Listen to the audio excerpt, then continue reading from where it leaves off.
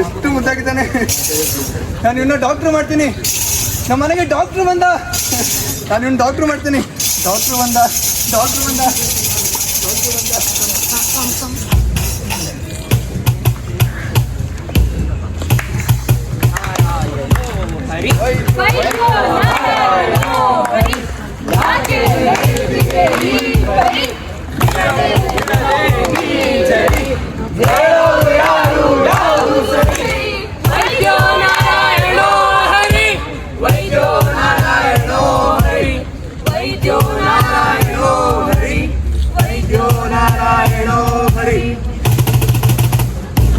ಇದು ಚಕ್ರವ್ಯೂಹ ಪ್ರಸ್ತುತಪಡಿಸುತ್ತಿರುವ ವೈದ್ಯರ ನಿಜವಾದ ವಾಸ್ತವದ ಕಥೆ. ವೈದ್ಯರಿಂದ ವೈದ್ಯರಿಗಾಗಿ ವೈದ್ಯರಿಗೋಸ್ಕರ ಮಾಡುತ್ತಿರುವ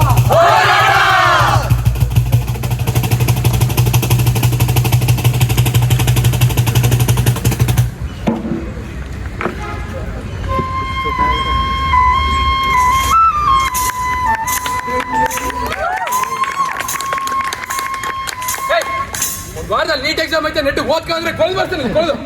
ಓದ್ಕೊಳ್ಳ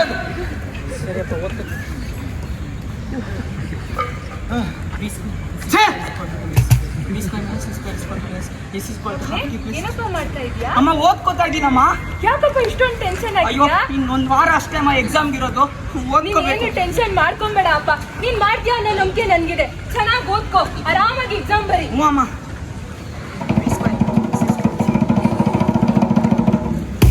ಅಯ್ಯೋ ಈ ಟೈಮ್ ನೀಟ್ ಕ್ಲಿಯರ್ ಆಗೋದು ಭಾಳ ಕಷ್ಟ ಅನಿಸ್ತಿದೆ. ನನಗೆ ಯಾಕೋ ಸಿಕ್ಕಾಪಟ್ಟೆ ಭಯ ಆಗ್ತಾ ಇದೆ. ನಮ್ಮಪ್ಪ ನಾನು ಹೇಗಂತ ಮಾತಾಡ್ಲಿ, ನಂಗೆ ಸಿಕ್ಕಾಪಟ್ಟೆ ಭಯ ಆಗ್ತಿದೆ. ಓದ್ಕೊಳ್ಳೋದು ಬಿಟ್ಟು ಒಳ್ಳೆ ಓದಿ ಡಾಕ್ಟರ್ ಆಗೋದು ಬಿಟ್ಟು ಫ್ಲೂಟ್ ನುಡಿಸ್ತಾರಂತೆ. ಫ್ಲೂಟು ಓದಿಲ್ಲ ಅಂದ್ರೆ ನರ್ಕ ಅನ್ಭವಿಸ್ತೀಯ.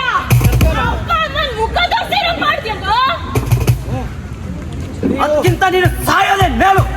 ಸಾಯೋದಾ?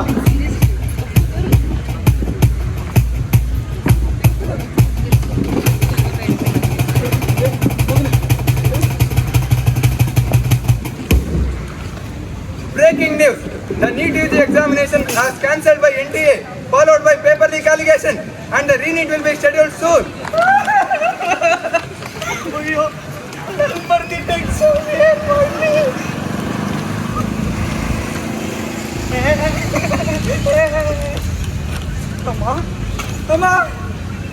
ಅಮ್ಮ ನಾನು ಬರ್ದಿದ್ದ ಎಕ್ಸಾಮ್ ಲೆಕ್ಕಕ್ಕಿಲ್ವಂತಮ್ಮ.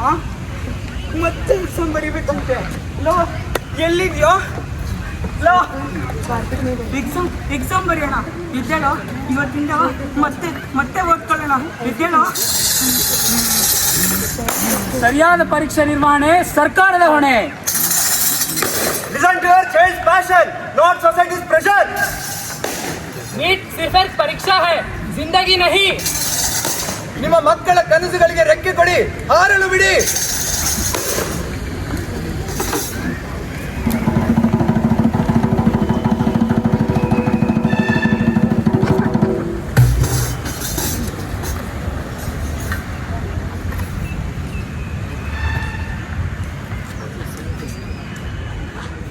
ಏನಮ್ಮ ಪಂಚಮಿ, ಆ ಪೇಷಂಟ್ ಕಂಡೀಷನ್ ಹೇಗಿದೆ?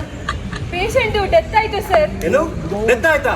ಛೇ ಹೋಗ್ಲಿ, ಮುಂದಿನ ಪ್ರೊಸೀಜರ್ ಏನಾದ್ರು ಮಾಡಿದ್ದೀರಾ? ಇನ್ನ ಏನೂ ಆಗಿಲ್ಲ ಸರ್. ಏನು ಆಗಿಲ್ವಾ? ಅಲ್ಲ ರೀ, ಎಲ್ಲ ನಾವು ಮಾಡ್ಬೇಕಾ? ನೀವೇನು ಮಾಡಲ್ವಾ? ಹೋಗಿ ಮಾಡ್ರಿ ಫಸ್ಟ್. ಆಯ್ತು ಸರ್. ಎಷ್ಟು ಕೇರ್ಲೆಸ್ ಅಪ್ಪ ನಿಮ್ದು. Sorry sir. ನೋಡಿದ್ರು ಬೈತಾನೆ ಇರ್ತಾನೆ. ಅಮ್ಮ ಇಂಟರ್ ಬರಮ್ಮ ಇಲ್ಲಿ.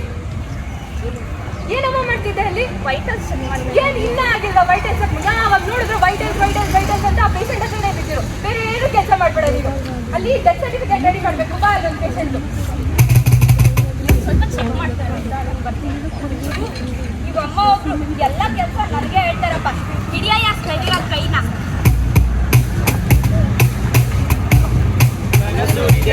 ಮನಸ್ಸು ಇದೆ ನನಸು ಮಾಡುವ ಜಗವು ಶ್ರಮವು ನಮ್ಮಲ್ಲಿದೆ. ಓ ನಮ್ಮಲ್ಲಿದೆ.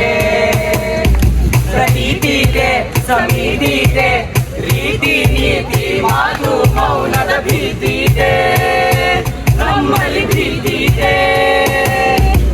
ದಿನ ರಾತ್ರಿ ದಣಿದರು ನಾವು, ವಿಶ್ರಾಂತಿ ನಮಗಿಲ್ಲ. ಆದರೂ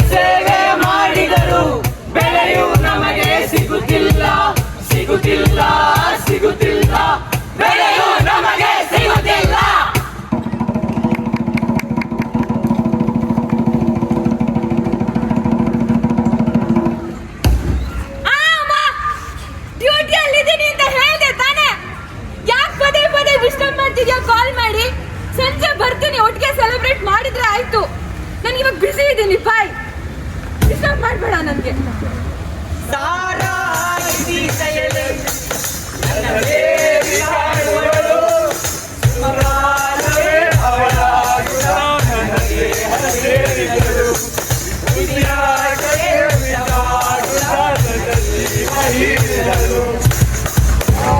ಏನೋ ಆಗಿದೆ ನೋಡು ಇಲ್ಲಿ. ಏ ಒಳಗೆ ಡಾಕ್ಟರ್ ಇದಾರೆ, ತೋರ್ಸ್ಕೆ ಹೋಗು.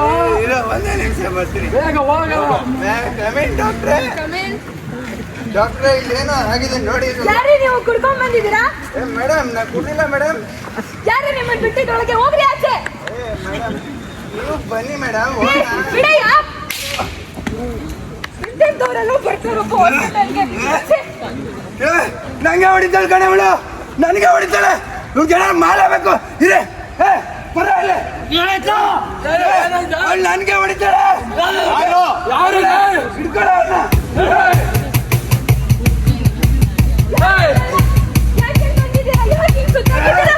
ಅಮ್ಮ! ನನಗೆ ಹೊಡಿತೇನೆ. ಯಾರ್ ನೀವು? ಅಮ್ಮ! ಯಾರ್ ನೀವು? ಯಾಕೆ ಹಿಂಗ್ ಹೊಡಿತಿದ್ದೀರಾ? ಬಿಟ್ಬಿಡಿ.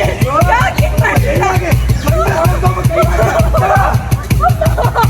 ಬಾಸಿನ ಮೇಲೆ ಕೈ ಮಾಡ್ತಿದ್ಯಾ? ಹೋಗಿ. ಯಾಕೆ ಹಿಂಗ್ ಮಾಡ್ತಿದ್ದೀರಾ? ಕಾಪಾಡಿ ಯಾರಾದ್ರೂ. Please ಬಿಟ್ಬಿಡಿ. ಬಿಟ್ಬಿಡಿ. ನಮ್ ಕಡೆಗೆ ಹೋಗ್ಯಾ Please. ಯಾಕೆ ಹಿಂಗ್ ಮಾಡ್ತಿದ್ದೀರಾ ನನಗೆ? Please ಯಾರಾದ್ರೂ ಕಾಪಾಡಿ. ಕಾಪಾಡಿ ಯಾರಾದ್ರೂ.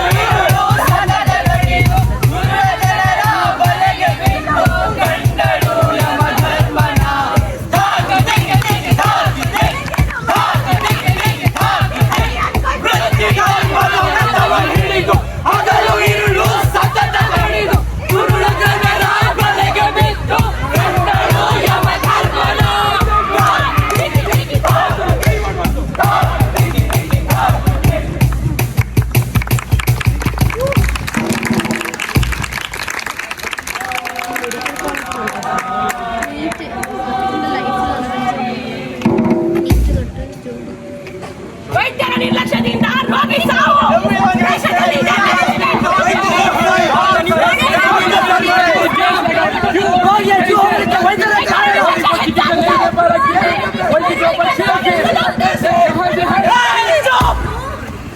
ಯಾಕೆ ಈ ತರ ಮೃಗಗಳ ತರ ಆಡ್ತೀರಾ? ಹಗಲು ರಾತ್ರಿ ಅದೇ ಕಷ್ಟಪಟ್ಟು ವರ್ಷಾನ್ಗಟ್ಲೆ MBBS ಓದಿ ಡಾಕ್ಟರ್ ಆಗಿದ್ದು ಇದು ನೋಡಕ್ಕ.